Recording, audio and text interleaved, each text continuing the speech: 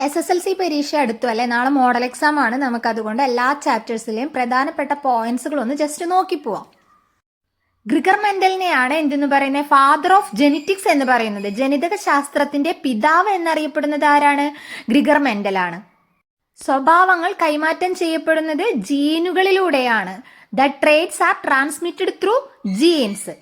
നമ്മളുടെ സ്വഭാവങ്ങൾ അല്ലെങ്കിൽ സസ്തനികളിൽ ചില സ്വഭാവങ്ങൾ തുടർച്ചയായി പ്രകടമാകുന്നതിന്റെ കാരണം എന്ത് എന്ന് ചോദിച്ചാൽ എന്ത് ആൻസർ എഴുതണം?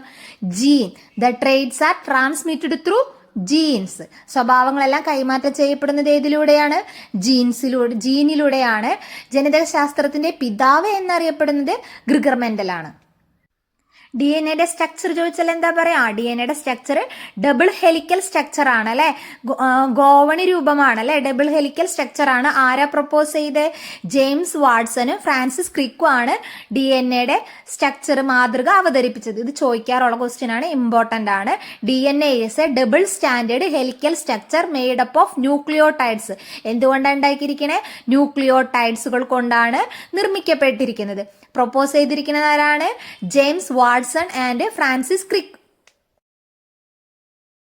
RNAയും DNA തമ്മിലുള്ള പ്രധാന വ്യത്യാസങ്ങൾ നോക്കാം. DNA ഷുഗർ ഏതാ? ഡിയോക്സി റൈബോസ് ആണ്. RNAയിൽ റൈബോസ് ആണ്. DNA ഡബിൾ സ്റ്റാൻഡ് ആണ്. RNAയോ സിംഗിൾ സ്റ്റാൻഡ് ആണ്. ബേസുകൾ ഏതൊക്കെയാണ്? Nitrogen base DNA adenine, guanine, cytosine മൂന്നെണ്ണത്തിലും സെയിം ആണ് അല്ലെ. DNA തൈമിൻ വരും. RNAയിൽ എന്താ? തൈമിന്റെ ഭാഗത്ത് യുറാസിലായിരിക്കും വരാം. ആ ഒരു ഡിഫറൻസ് ഓർത്ത് വെക്കണം.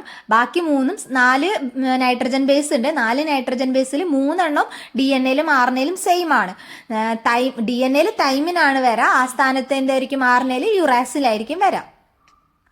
അഡിനിൻ, ഗ്വാനിൻ, സൈറ്റോസിൻ ആണ് ബാക്കി 3 നൈട്രജൻ ബേസുകൾ.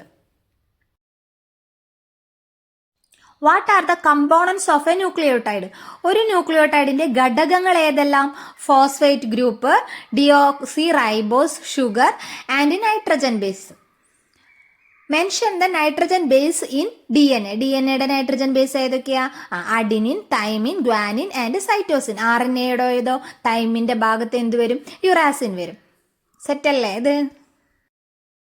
ചാൾസ് ഡാർവിന്റെ ആണ് എന്ത്? അതിജീവനം അഥവാ പ്രകൃതി നിർദ്ധാരണം, നാച്ചുറൽ സെലക്ഷൻ പ്രൊപ്പോസ് ചെയ്തത് ആരാണ്? ചാൾസ് ഡാർവിൻ ആണ്. എന്താ പറഞ്ഞത്? ഒരു പ്രത്യേക പരിസ്ഥിതിയിൽ ജീവിക്കാൻ കൂടുതൽ അനുയോജ്യമായ സവിശേഷതകളുള്ള ജീവികൾ അതിജീവിക്കുകയും വംശവർദ്ധനവ് നടത്തുകയും ചെയ്യും. ഒരു കാലാവസ്ഥയ്ക്ക് അനുകൂലമായി ജീവിക്കാൻ സാഹചര്യമുള്ള ജീവികൾ മാത്രമേ എന്ത് ചെയ്യുള്ളൂ? സർവൈവ് ചെയ്ത് പോവുള്ളൂ എന്നാണ് ആര് പറഞ്ഞത്? ചാൾസ് ഡാർവിൻ പറഞ്ഞത്. വെസ്റ്റീജിയൽ ഓർഗൻസ് ഏതൊക്കെയാ നമ്മുടെ ശരീരത്തിലെ? അറിയില്ലേ? നമ്മുടെ കണ്ണിലുണ്ടല്ലേ, നെറ്റിറ്റേറ്റീവ് മെംബ്രെയിൻ, അപ്പൻഡെക്സ് ഒക്കെ എന്താണ്? വെസ്റ്റീജിയൽ ഓർഗൻസ് ആണ്. എന്താണ് വെസ്റ്റീജിയൽ ഓർഗൻ? അവശിഷ്ട അവയവങ്ങൾ എന്ന് പറയുന്നത്. പൂർവികരിൽ ധർമ്മം നിർവഹിച്ചിരുന്നു. അത് നമ്മളുടെ പൂർവികരിൽ എന്താണ്? ഇത് യൂസ്ഫുൾ ആയ ഒരു ഓർഗൻ ആയിരുന്നു. പക്ഷെ നമ്മൾക്ക് എന്തായി? പരിണാമം സംഭവിച്ചു വന്നപ്പോൾ നമുക്ക് എന്താ? അതിന്റെ ആവശ്യമില്ല അല്ലെ, ആവശ്യമില്ലാതായി. അതാണ് അവശിഷ്ട. പക്ഷെ അവരുടെ ആ ഒരു അവശേഷിപ്പുകൾ നമ്മുടെ ശരീരത്തിൽ കാണുന്നു എന്ന രീതിയിലാണ് ഇതിനെ നമ്മൾ എന്ത് പറയുന്നത്? അവശിഷ്ട അവയവങ്ങൾ. The organs that were function ancestors but are now non functional. അവരിൽ എന്തായിരുന്നു? പൂർവികരിൽ എന്തായിരുന്നു? ഫങ്ഷണൽ ആയിരുന്നു. നമ്മളിൽ എന്താണ്? Non functional or reduce size. അവ എന്താ? ഫങ്ഷൻ ചെയ്യേണ്ടായപ്പോൾ റെഡ്യൂസ് ചെയ്തു അതിന്റെ സൈസ്. എക്സാമ്പിൾ ആയിട്ട് അപ്പൻഡിക്സ് ഇൻ ഹ്യൂമൺ. പിന്നെ ഞാൻ പറഞ്ഞു എന്താ? നമ്മുടെ കണ്ണില നിക്റ്റിറ്റേറ്റീവ് മെംബ്രെയിനൊക്കെ പൂർവികരിൽ ധർമ്മം നിർവഹിച്ചിരുന്നതും എന്നാൽ ഇപ്പോൾ പ്രയോജനമില്ലാത്തതുമായ അവയവങ്ങളാണ് എന്ത്? വെസ്റ്റീജിയൽ ഓർഗൻസ് അഥവാ അവശിഷ്ട അവയവങ്ങൾ എന്ന് പറയുന്നത്. പ്രകൃതി നിർദ്ധാരണ സിദ്ധാന്തം ആവിഷ്കരിച്ചത് ആരാണ്? നമ്മൾ പറഞ്ഞു ചാൾസ് ഡാർവിൻ ആണ്. അദ്ദേഹമാണ് പറഞ്ഞത് നേച്ചറാണ് സെലക്ട് ചെയ്യുന്നത് അല്ലെ, നാച്ചുറൽ സെലക്ഷൻ. പിന്നെന്താ? Struggle for existence.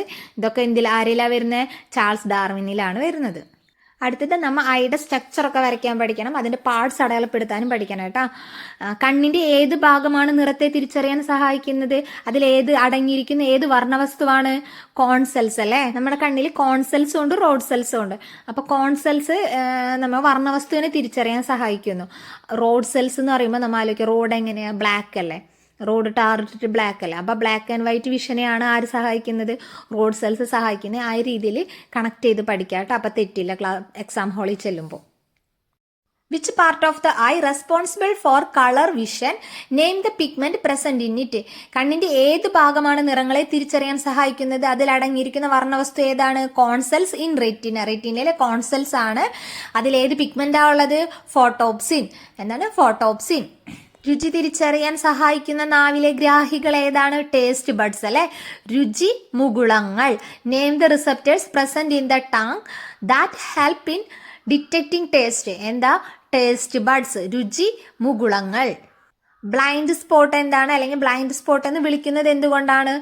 there are no photoreceptors in this area. അവിടെ എന്താ? ഫോട്ടോറിസെപ്റ്റേഴ്സ് ഇല്ല.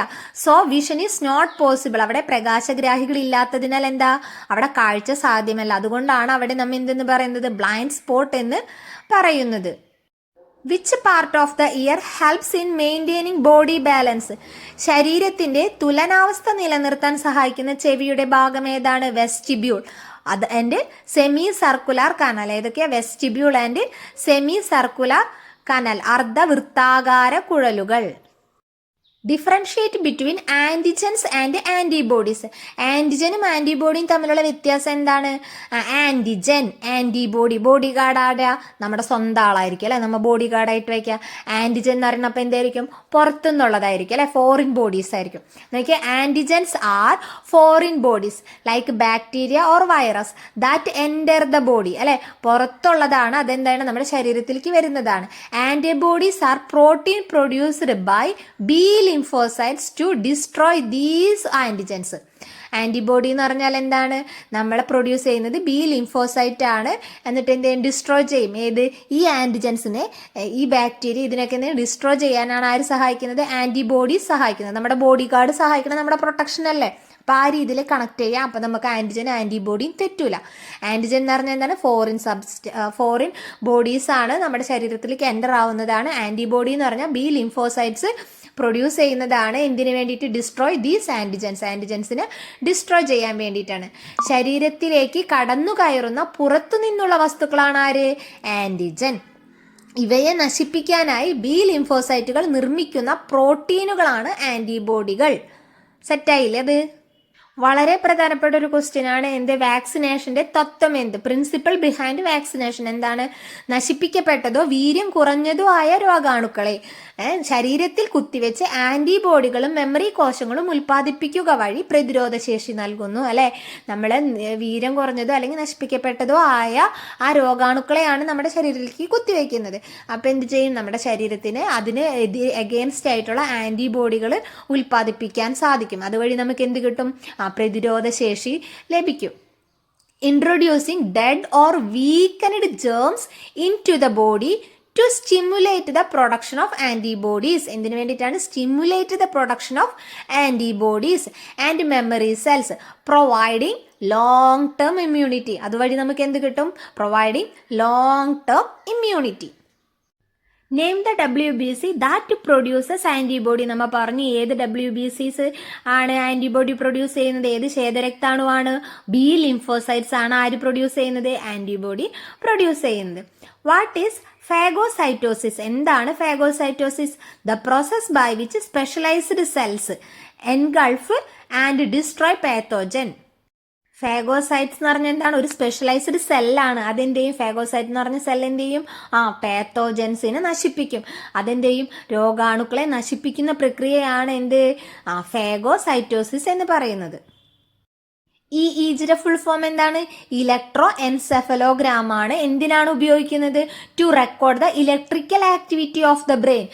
To record the electrical activity of the brain and diagnose conditions like epilepsy or brain injuries.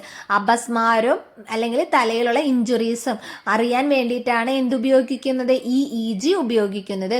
തലച്ചോറിലെ വൈദ്യുത തരംഗങ്ങൾ രേഖപ്പെടുത്തുന്നതിനും അപസ്മാരം പോലെയുള്ള രോഗങ്ങൾ കണ്ടെത്തുന്നതിനും ഉപയോഗിക്കുന്നു. ജീൻ തെറാപ്പി എന്നാൽ എന്ത് ചോദിക്കാറുണ്ട്? Define gene therapy. It is a technique used to treat genetic disease by replacing or correcting defective genes. എന്തിനാണ്? കേടുവന്ന ജീനുകൾക്ക് പകരം ആരോഗ്യമുള്ളവ നൽകി ജനിതക രോഗങ്ങൾ ചികിത്സിക്കുന്ന രീതിയാണ് എന്ത്? Gene therapy. ജീനിന് കൊടുക്കുന്ന തെറാപ്പി. അപ്പം എങ്ങനത്തെ ജീനിനായിരിക്കും? ആ കേടുകൾ വന്ന ജീനിന് പകരം എന്ത് കൊടുക്കും? ആരോഗ്യമുള്ള ജീൻ നൽകും. It is a technique used to treat genetic disease. എന്തിനു വേണ്ടിയിട്ട്? ട്രീറ്റ് ചെയ്യും. എവിടെ? ജെനറ്റിക് ഡിസീസിനെ ട്രീറ്റ് ചെയ്യാൻ. By replacing or correcting the defective gene. മാറ്റിവെക്കാനോ അല്ലെങ്കിൽ കറക്റ്റ് ചെയ്യാനോ, എന്ത് കേടുവന്ന ജീനുകളെ, ഡിഫക്റ്റീവ് ജീനുകൾ റീപ്ലേസ് ചെയ്യാനോ അല്ലെങ്കിൽ അവൻ്റെ ആരോഗ്യമുള്ള ജീനുകളൊക്കെ ആയിട്ട് ചികിത്സിക്കാനോ വേണ്ടിയാണ് എന്ത് യൂസ് ചെയ്യുന്നത്? ജീൻ തെറാപ്പി യൂസ് ചെയ്യുന്നത്. Which diagnostic tool used magnetic resonance to create detailed image of internal organ? Internal ഓർഗന്റെ ഡീറ്റെയിൽ ഇമേജ് കിട്ടാൻ വേണ്ടി ഏതാ യൂസ് ചെയ്യുന്നത്? MRI സ്കാൻ ആണല്ലേ. ഫോട്ടോ റിസപ്റ്റേഴ്സ് എന്ന് പറയുമ്പോൾ എന്താ? ഐയുമായിട്ട് ബന്ധപ്പെട്ടാണെന്ന് മനസ്സിലാക്കുക. ഓഡിറ്ററി, അത് നമുക്കറിയാം അല്ലേ, ഇയറുമായിട്ടാണ്. ഓൾഫാക്ടറി റിസപ്റ്റേഴ്സ് എന്ന് പറയുമ്പോൾ എന്താ? നോസ്, സ്മെല്ലുമായിട്ടാണ് ബന്ധപ്പെട്ടത്. ടേസ്റ്റ് ബഡ്സ് അറിയാം അല്ലേ, ടങ്സ് ആണ്. അതുപോലെ വളരെ വളരെ പ്രധാനപ്പെട്ട ഒരു ഭാഗമാണ് എന്ത്? റിഫ്ലക്സ് ആർക്ക് എന്ന് പറയുന്നത്. റിഫ്ലക്സ് ആർക്കിന്റെ ഫ്ലോ ചാർട്ടൊക്കെ വരയ്ക്കാൻ പറയും. അതിലെ പ്രധാനപ്പെട്ട ഭാഗങ്ങൾ ഏതൊക്കെയാണ്? Receptors, sensory neurons, interneurons, motor neurons, effector. Draw the flow chart of reflex arc എന്ന് പറഞ്ഞാൽ എന്തെന്ന് എഴുതുന്ന നമ്മൾ ആൻസർ? റിസപ്റ്റേഴ്സ്, പിന്നെ sensory neuron, interneuron, motor neuron, effector. Which part of the central neuron system controls spinal reflex? സുഷുമ്ന റിഫ്ലക്ഷനുകളെ നിയന്ത്രിക്കുന്ന കേന്ദ്ര നാഡീവ്യൂഹത്തിലെ ഏത് ഭാഗമാണ്? സ്പൈനൽ കോഡാണ് അല്ലെ. സുഷുമ്നയാണ് എന്ത്? റിഫ്ലക്സ് ആർക്കുകളുടെ കൺട്രോൾ ചെയ്യുന്നത്. ന്യൂറോണിന്റെ സ്ട്രക്ചർ വരയ്ക്കാൻ പഠിക്കുക. ഡെൻഡ്രോൺ, ഡെൻഡ്രേറ്റ്, സെൽ ബോഡി, ആക്സോൺ എല്ലാം അതിന്റെ ഫങ്ഷൻസും എല്ലാം പഠിച്ചു വയ്ക്കാം. സിനാപ്റ്റിക് നോബ് ഏതാ? ആക്സോണിന്റെ അറ്റത്തുള്ള മുഴ പോലുള്ള ഭാഗമാണ് എന്ത്? സിനാപ്റ്റിക് നോബ് എന്ന് പറയുന്നത്. മൈലിൻ ഷീറ്റോ ഒരു ആവരണമാണ് അല്ലെ. ഏതിന്റെ? ആക്സോണിന് ചുറ്റുമുള്ള ആവരണമാണ് എന്ത്? Myelin sheet. മൈലിൻ ഷീത്തിന്റെ ധർമ്മം എന്ത്? What is the function of myelin sheet? It act as A insulator and increase the speed of nerve impulse. ഇതൊരു ഇൻസുലേറ്റർ ആയിട്ട് പ്രവർത്തിച്ചിട്ട് എന്ത് ചെയ്യും? ഇമ്പൾസ്. ഇത് ഒരു ഇൻസുലേറ്ററായി പ്രവർത്തിക്കുകയും നാഡി ആവേഗങ്ങളുടെ വേഗത വർദ്ധിപ്പിക്കുകയും ചെയ്യുന്നു. It act as an insulator and increases the speed of nerve impulses. നന്നായി പഠിക്കുക, എല്ലാ ചാപ്റ്ററും കവർ ചെയ്യുക, പിക്ചറൊക്കെ നന്നായി നോക്കുക, എല്ലാ പിക്ചറുകളുടെയും ഫംഗ്ഷൻ പഠിക്കുക. സെറിബ്രം, സെറിബെല്ലം അവയുടെ ഫംഗ്ഷനൊക്കെ പഠിച്ചു വെക്കുക. All the best. ഒരു ന്യൂറോ ട്രാൻസ്മിറ്ററിന്റെ പേര് എഴുതാൻ പറഞ്ഞാൽ എന്തെഴുതും? ഡൊപ്പാമിൻ അല്ലെങ്കിൽ എന്താ? അസറ്റൈൽ കൊളൈൻ എഴുതാം അല്ലേ. സിനാപ്സ് എന്ന് പറഞ്ഞാൽ എന്താ? രണ്ട് ന്യൂറോണുകൾ തമ്മിൽ, ഒരു ന്യൂറോണും പേശികോശവും തമ്മിലോ ഉള്ള വിടവിനെയാണ് എന്തെന്ന് പറയാ? സിനാപ്സ് എന്ന് പറയാം. എന്ത്? രണ്ട് ന്യൂറോണുകൾ തമ്മിലോ ഒരു ന്യൂറോണും ഒരു പേശികോശം തമ്മിലുള്ള വിടവിനെയാണ് എന്തെന്ന് പറയാ? സിനാപ്സ് എന്ന് വിളിക്കുന്നത്.